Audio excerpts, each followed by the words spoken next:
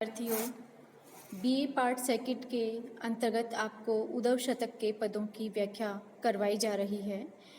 उद्धव शतक के 2 पदों की व्याख्या हमने कल भी की थी। आशा है आपको अवश्य समझ में आया होगा। उससे आगे के पद की ओर हम बढ़ते हैं। पद का पाठ किया जा रहा है आपके समक्ष।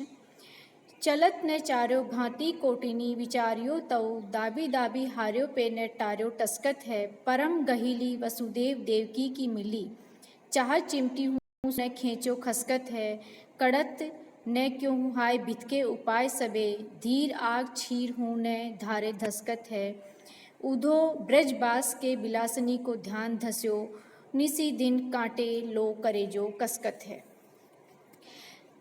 अर्थात प्रसंग ये चल रहा था कि उद्धव के समक्ष कृष्ण अपने हृदय की व्यथा खोल करके रखते हैं।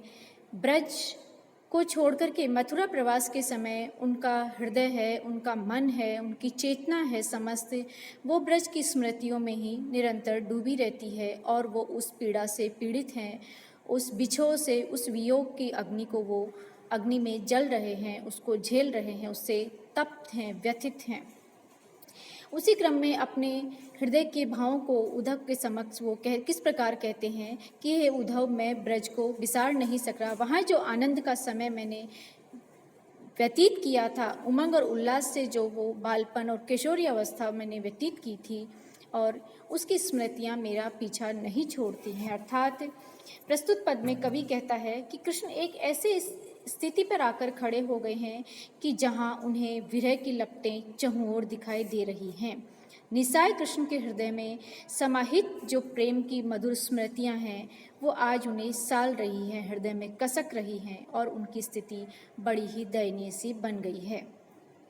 वे उद्धव के समक्ष कहते हैं कि हे उद्धव, सुखद अनुभूति से चलत ने चारो भांति कोटुनी विचारो तऊ कि मैं वो जो मेरी सुखद संयोग की स्मृतियाँ थी ब्रजवास की, यमुना के कछार, माता का वात्सल्य, गोपियों का साथ, राधिका का प्रेम, रास, ये सब मैं जो संयोग का समय था करोड़ों भांति से विचार करूं और करोड़ों उपाय करूं तो भी उससे मैं मुक्त नहीं हो पा रहा हूं।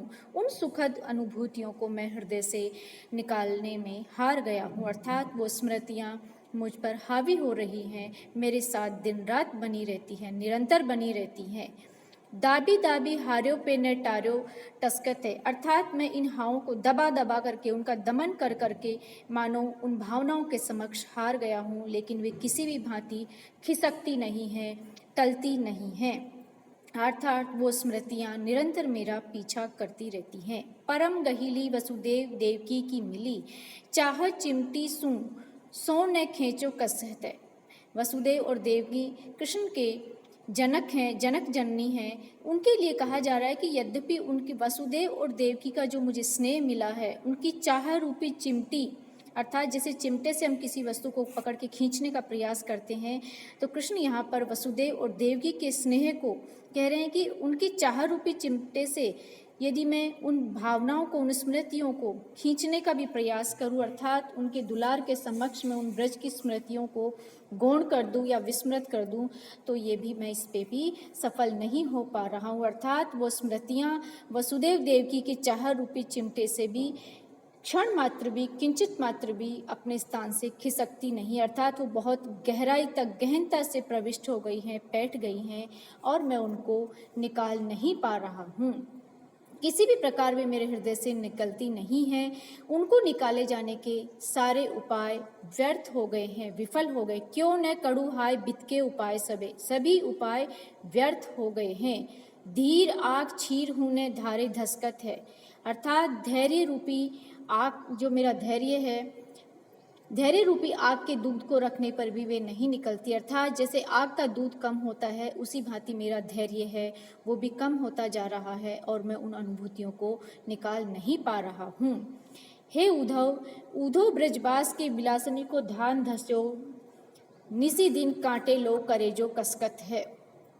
कि ये स्मृतियाँ मेरे हृदय में इतनी गहरे तक धस गई है कि दिन रात मेरे हृदय में उनका ध्यान, स्मृतियों का कलेजे में कांटे की भांति कसकता है, पीड़ा देता। अर्थात जैसे कोई कांटा हृदय में चुप जाए या शरीर के किसी स्थान पर चुप जाए तो वो सालता रहता है, टीस देता रहता है। उसी भांति ब्रजवास की जो संयोगमयी आनंदमयी स्मृतियाँ हैं, अब वो वियोग में मुझे कंटक के समान पीड़ा दे रही हैं, साल रही हैं, और मैं उनसे निकल पाने में अपने आप को असहाय और असफल पा रहा हूँ।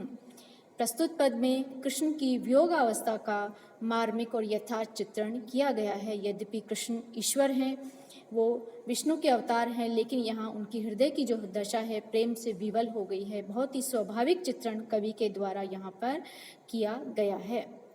ब्रज भाषा का सुंदर और प्रांजल स्वरूप यहाँ पर हमें दिखाई देता है। अगला पद है विद्यार्थियों, रूप रस पीवत आघात ना हुते जो तब सोई अब आस है उबरी गिरवो करे, कहे रत्नाकर जुड़ात हुते देखे जिन्हें याद किए तिनको अमो सो धरीबो करे, दिनन के फेर सो भयो है हेर फेर ऐसो जाको हेर फेरी हेरिबोई हिरबो करे, फिरत हुते जू जिन कुंजन में आठो याम नैननी में अब सोई कुंज फिरिबो करे। अर्थात वही प्रसंग चल रहा है। कृष्ण अपनी उन्हीं हृदय की पीड़ित हृदय की दशा का अपने मित्र के समक्ष बखान कर रहे हैं और उनके समक्ष अपने हृदय को खोल कर रखें ताकि मन किंचित हल्का हो जाए। उस पीड़ा का भार कदाचित मित्र के समक्ष बांट लेने से कुछ वो अपने आप को भारहीन महसूस करें या पीड़ा में कुछ कमी आ जाए। तो प्रस्तुत पद में कृष्ण द्वारा जो ब्रज में सुंदर संयोग, उमंग, उल्लास, खेल, क्रीड़ा, रास में जो समय व्यतीत किया था, वहाँ की प्राकृतिक छटा, गोपियों का सामान्य सामिप्य, यमुना के कछार, माता का वात्सल्य, वो उन्हें इस वियोगावस्था में बहुत ही अधिक पीड़ित कर रहा है, हृदय को विरह के सागर में डुबो रहा है।